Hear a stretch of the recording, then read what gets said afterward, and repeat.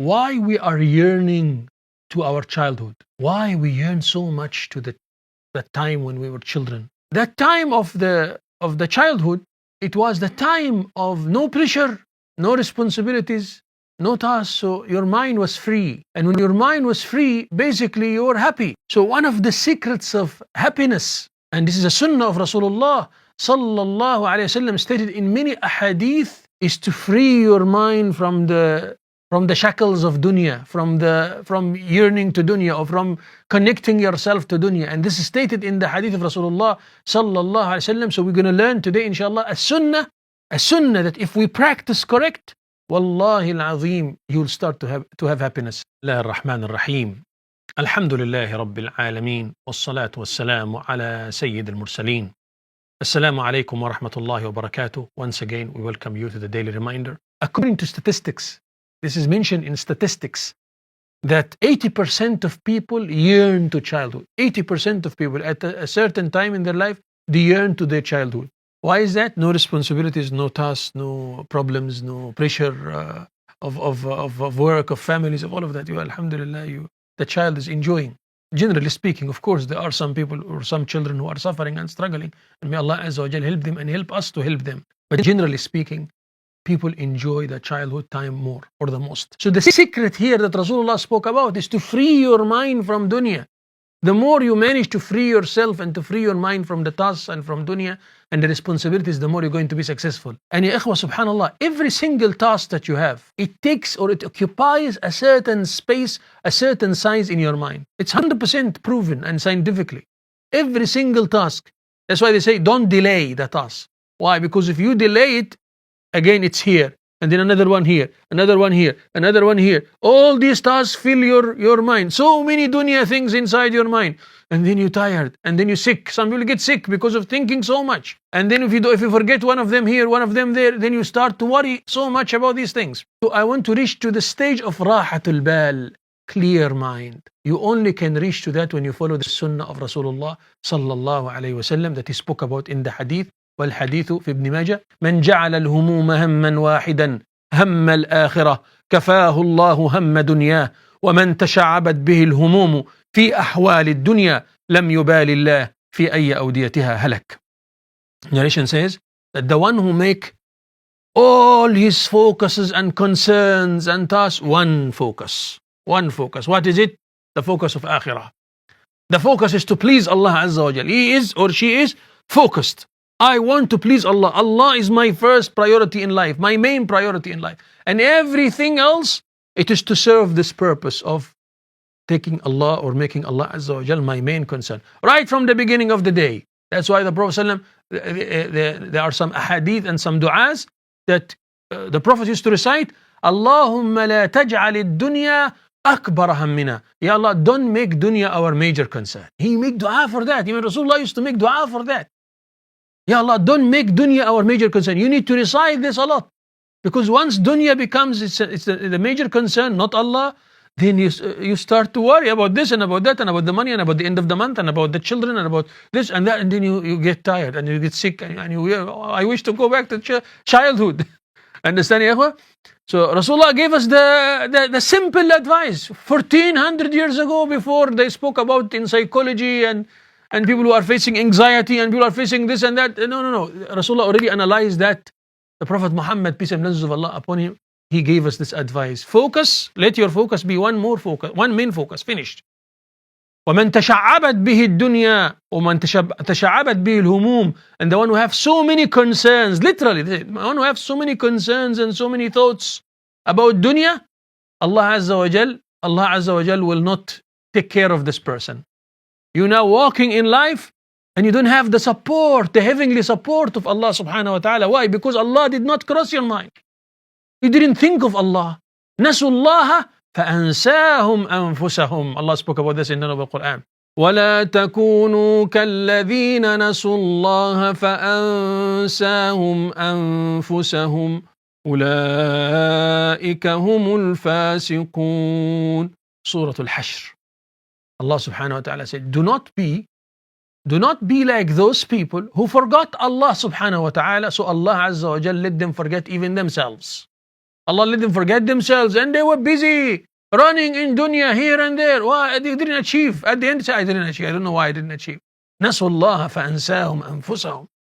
They forgot Allah, meaning they forgot.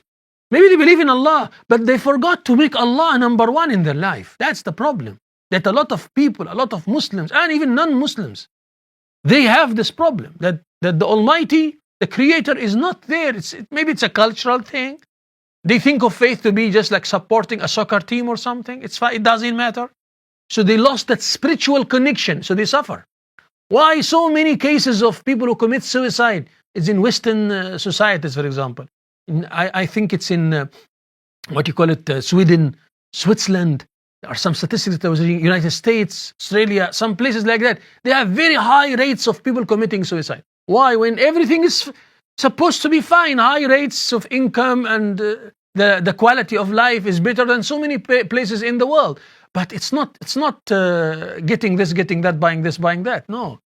Imam Shafi rahimahullah said, لا تحسبن السعادة جمع مال إن التقي هو السعيد. Don't think that happiness is in collecting this, collecting that, but the one who have taqwa, the one who make the concerns one main concern. This is the successful one. So I'm going to give you a plan now. So listen carefully, inshallah. A plan and a dua to focus that our major concern is Allah, and how to free our mind. We want to free our minds from all these shackles of dunya, so that we come back to the simplicity, the simple life that will make me feel happy. Wallahi, ikhwa, the more you realize this early in your life, the more happy you will be.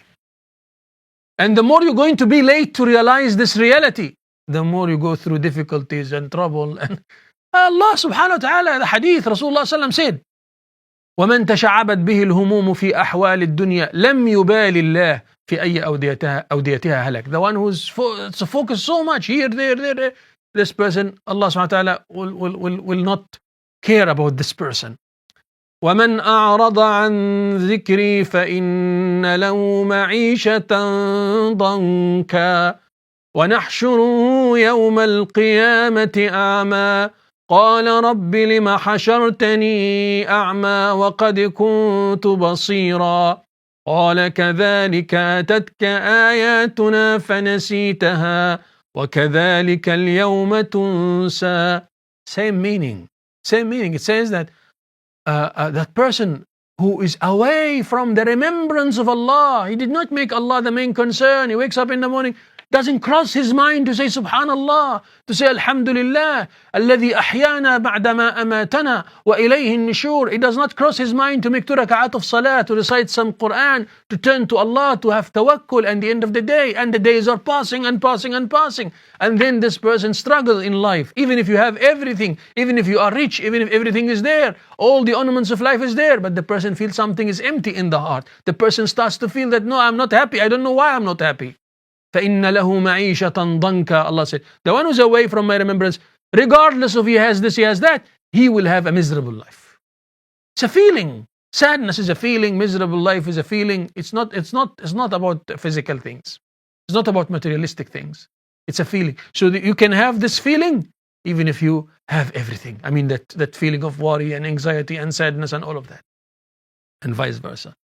ألا بذكر الله تطمئن القلوب. Indeed, in the remembrance of Allah, hearts find rest. The one who connect to Allah, the one who live the decent life, and the focus is Allah only. And this is the person that Rasulullah ﷺ promised him richness in his heart, promised him that he is going to find Allah Azza wa Jal sufficing him out of every difficulty. It says, كفاه الله هم دنياه. Allah will suffice this person out of every single problem that he's facing. Don't worry, Allah have a plan for you.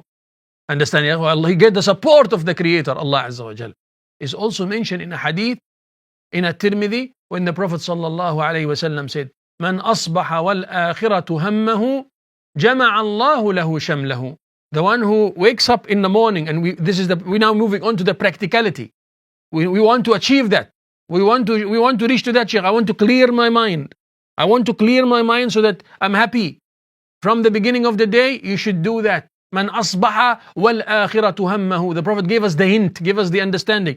Wake up in the morning and the major concern, focus, reposition yourself is Allah. to please Allah. I want to please Allah. I want to be successful. I want Allah to be happy with me today. My major concern today is my salah, my duha salah, my ibadah, my Quran, my dhikr. This is the major concern from the beginning of the day. So this is the compass that will fix everything after that, the beginning of the day. But how can I reach to that in the beginning of the day? Engage in the morning dhikr. Salatul Fajr, you mustn't miss it. Man salla al-fajr fahuwa fi dhimmatillah. The one who performs Fajr Salah, this person is under the shelter of Allah. You want to prosper? You want Allah to manage your affairs for you? Man salla al-fajr fahuwa fi dhimmatillah. The one who performs the Fajr Salah, he or she is in the shelter of Allah Azza wa Jalla. Okay, I perform my Fajr Salah. I engage in some adhkar that will teach me rida, contentment, will teach me tawakkul ala Allah. I'm reciting some tasbih. Why? To make the focus, to fix the focus, to fix the compass, to fix the direction is Allah. Allah is my main concern today. I want to prosper. And I'm making dua. Allahumma la taj'al ad-dunya akbar hammina wa la mablagha ilmina. Ya Allah, do not make dunya our major concern. Ya Allah, make akhirah is the major concern. You call unto Allah, even in your own words, in your own language, no problem. Salah is a practical way to clear your mind from dunya. Because when you say Allahu Akbar, Allah is the major concern. Allah is the greatest. Allah is the greatest. I don't want dunya's behind me. Allahu Akbar. You raise your hand up. Allahu Akbar. Dunya's behind me. Allah is the greatest. Allah is the main focus. Allah.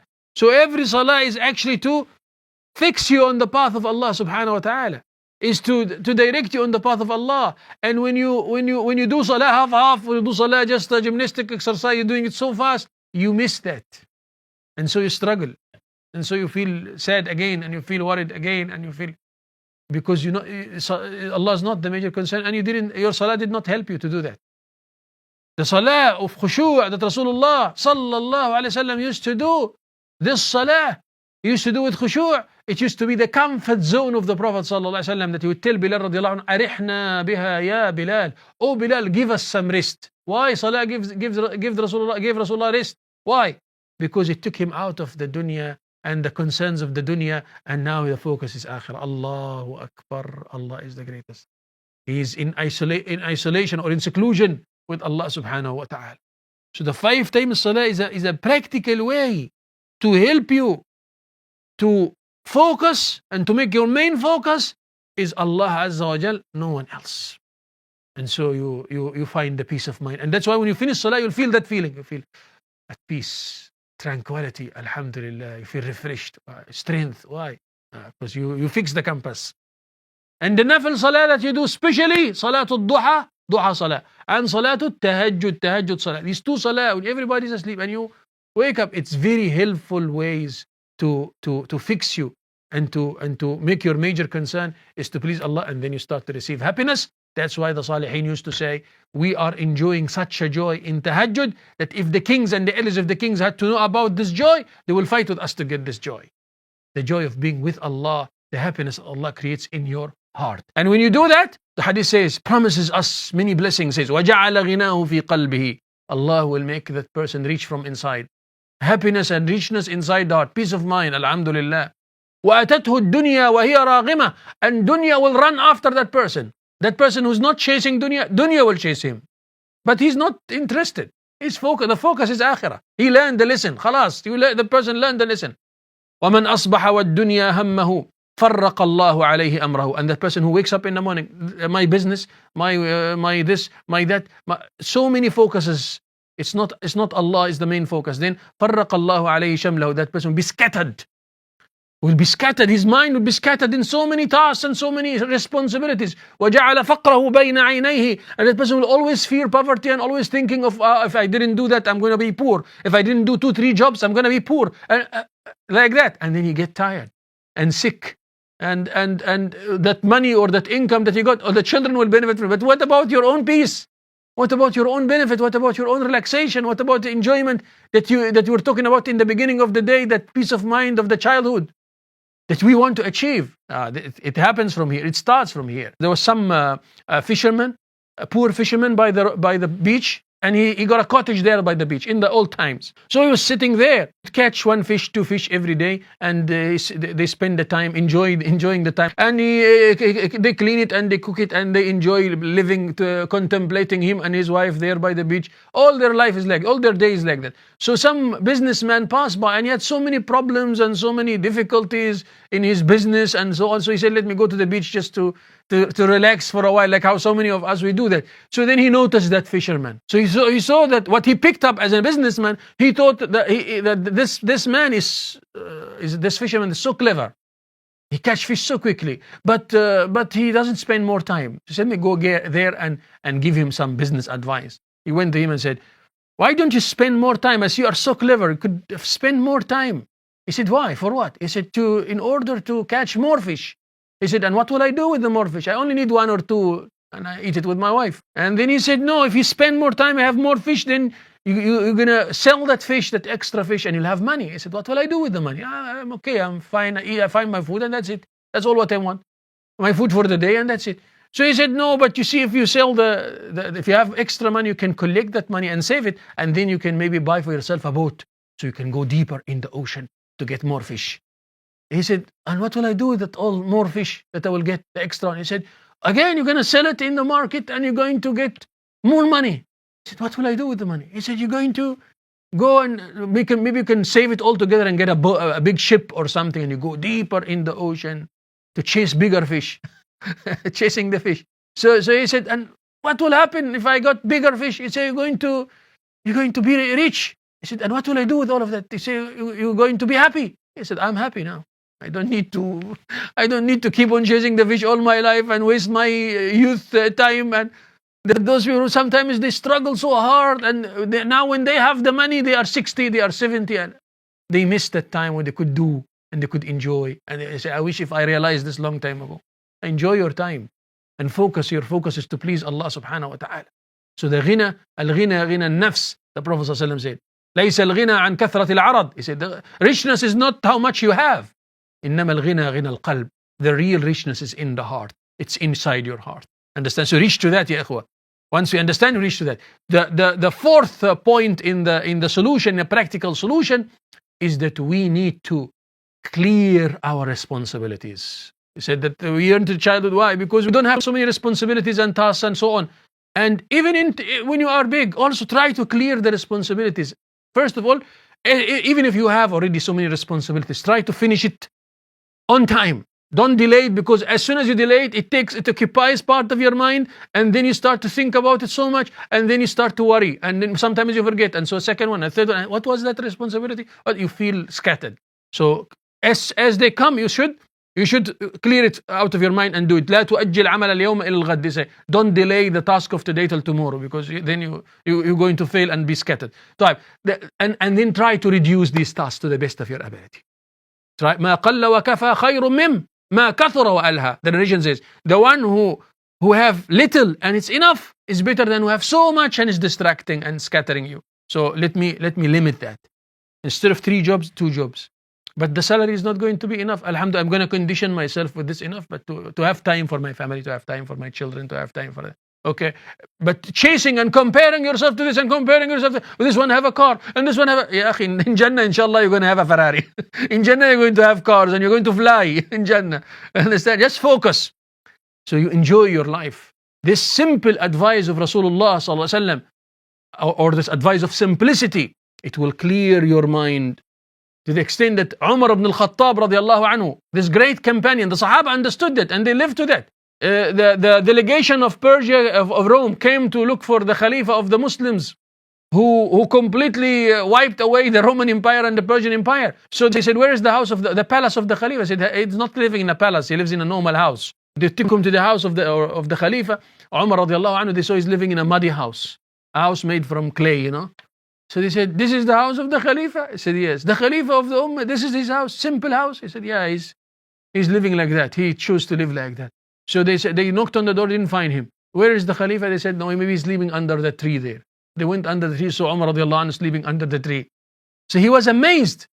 He said, عَدِلْتَ فَأَمِنْتَ فَنِمْتَ يَا Umar. A famous statement. He said, because you establish justice and you sleep in simplicity, safe, and you're not worried about anybody or about anything, even if people killed you, whatever. You don't care about that, because your main focus is to please Allah. And Sayyidina Umar radiallahu anhu passed away as a shaheed. He passed away as a shaheed in salah, leading the ummah, and someone came and stabbed him from the back. But it teaches you how those companions of Rasulullah applied this nasihah of Rasulullah sallam, that to live that simple life. And the more you realize that, and the more you move on and make Allah subhanahu wa ta'ala your major concern, and any other concerns is to serve this purpose. And if there is any conflicts between this concern and other concerns, I'm going to choose the concern to please Allah subhanahu wa ta'ala. May Allah please you. May Allah Azza wa Jal make you happy. Don't forget the dua. Allahumma la taj'al ad-dunya akbara hammina wa la mablagha ilmina. This is the first one. The second one, Allahumma ja'al hubbaka ahabbul ashya'i ilay. Ya Allah, make your love the most dear thing to my heart. The dearest to my heart, Ya Allah, is to love Allah, is to focus with Allah, is to make Allah Azza wa Jal and pleasing Him my major concern. أقول قولي هذا وأستغفر الله لي ولكم فاستغفروه والحمد لله رب العالمين.